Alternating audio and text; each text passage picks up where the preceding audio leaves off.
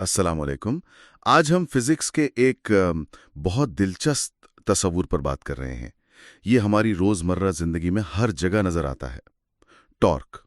کبھی سوچا ہے کہ دروازے کا ہینڈل کنارے پر کیوں ہوتا ہے، قبضے یعنی ہنج کے پاس کیوں نہیں؟ جی بالکل۔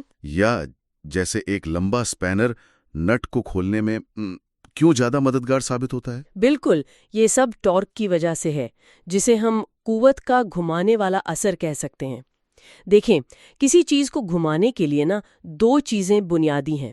ایک تو آپ کتنی قوت یعنی فورس لگا رہے ہیں، اور دوسری یہ کہ آپ یہ قوت گھومنے والے نقطے یعنی پیوٹ پوائنٹ سے کتنی دوری پر لگا رہے ہیں۔ اچھا، اس مؤثر فاصلے کو مومنٹ آرم کہتے ہیں۔ اچھا، تو مومنٹ آرم سے فاصلہ نہیں ہے؟ میرا مطلب ہے کیا یہ قوت کی لائن اور پیوٹ کے درمیان کا وہ عمودی فاصلہ ہے، پرپینڈیکولر ڈسٹینس؟ آپ نے بالکل صحیح سمجھا۔ جی ہاں، سادہ ترین صورت میں ٹارک کا فارمولا بنتا ہے، ٹارک برابر ہے قوت ضرب مومنٹ آرم، یعنی tau is equal to r F. Tau is equal to r F. جی، یہاں آر مومنٹ آرم ہے اور ایف وہ قوت جو آر کے عمودن لگ رہی ہے، پرپینڈیکولر۔ جتنا زیادہ مومنٹ آرم یعنی پیوٹ سے دوری یا جتنی زیادہ قوت اتنا ہی زیادہ ٹورک یعنی گھمانے کا اثر زیادہ ہوگا۔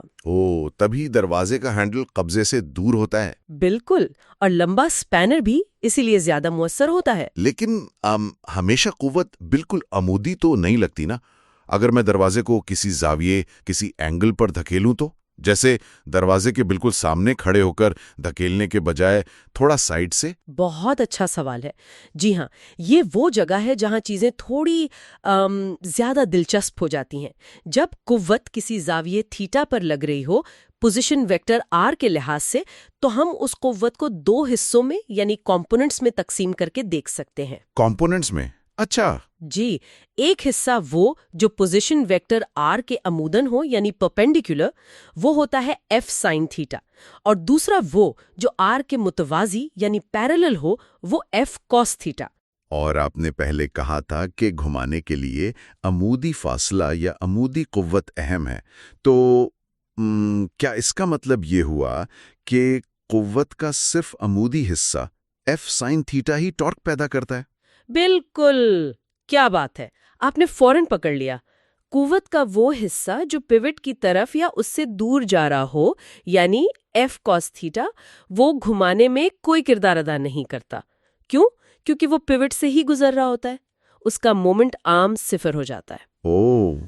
تو سارا گھمانے کا اثر صرف عمودی جزو یعنی ایف سائن تھیٹا کی وجہ سے ہوتا ہے۔ اچھا، تو ٹارک کا زیادہ اب کہہ لیں جنرل فارمولا بن جاتا ہے tau is equal to r F sine theta. Tau is equal to r F sine theta. جی، یہ فارمولا ایف ایس سی کے طلباء کے لیے بہت اہم ہے، خاص طور پر نیومیریکل مسائل حل کرنے کے لیے جہاں قوت کسی اینگل پر دی گئی ہو۔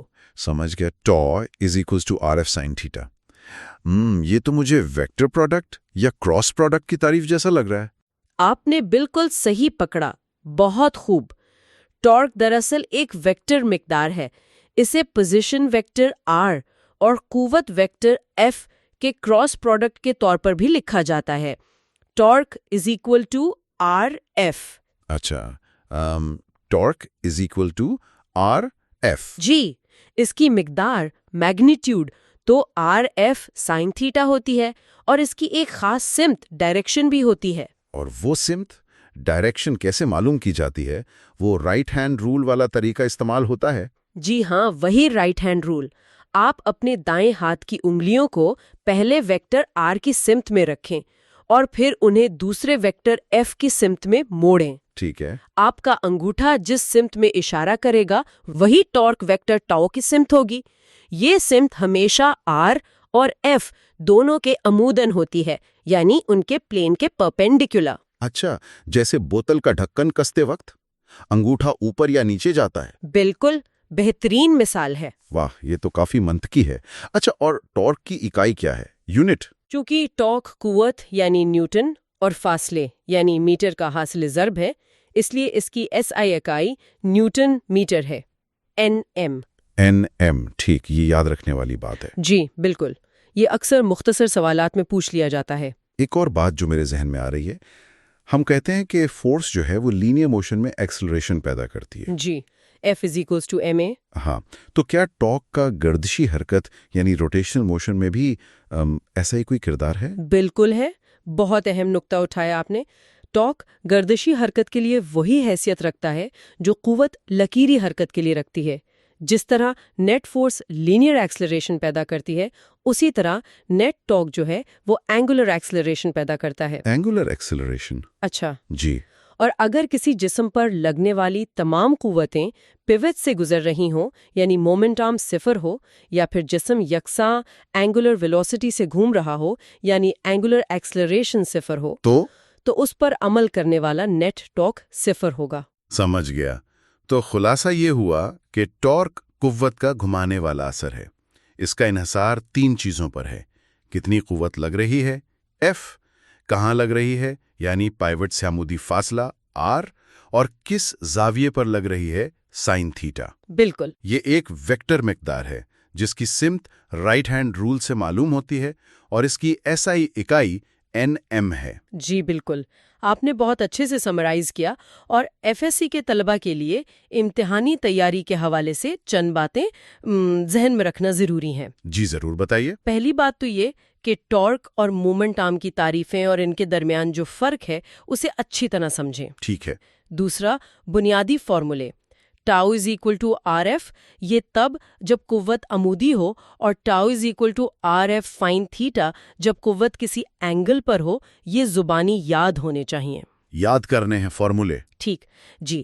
پھر ویکٹر پروڈکٹ والی بات، یعنی ٹاؤ = R×F کا مطلب کیا ہے اور رائٹ ہینڈ رول کا استعمال کیسے کرنا ہے سمت معلوم کرنے کے لیے یہ سمجھنا اہم ہے. Right hand rule. جی. اور ہاں، نیومیریکل پرابلمز کی خوب مشق کریں، خاص طور پر وہ والے جن میں اینگل دیا گیا ہو. پریکٹس. ٹھیک ہے. ٹارک اور فورس کے درمیان جو مماثلت ہے، انالوجی، اسے سمجھنے سے بھی تصورات واضح ہوتے ہیں. اچھا. تعریفیں، SI unit, right hand rule, یہ چیزیں اکثر شارٹ کویسچنز میں آ جاتی ہیں، اور تفصیلی سوالات میں ہو سکتا ہے ٹاؤ = RF سائن تھیٹا کی وضاحت مانگ لیں یا اس پر مبنی کوئی مشکل نیومیریکل دے دیں. یہ واقعی بہت مفید ٹپس ہیں. اچھا چلیں سننے والوں کے لیے ایک سوال چھوڑتے ہیں جاتے جاتے. ضرور. روزمرہ زندگی میں دروازے اور سپینر کے علاوہ ٹارک کی ایسی کون سی مثالیں ہیں جہاں قوت لگانے کا زاویہ یعنی اینگل بہت اہمیت رکھتا ہے؟ اس پر سوچئے گا.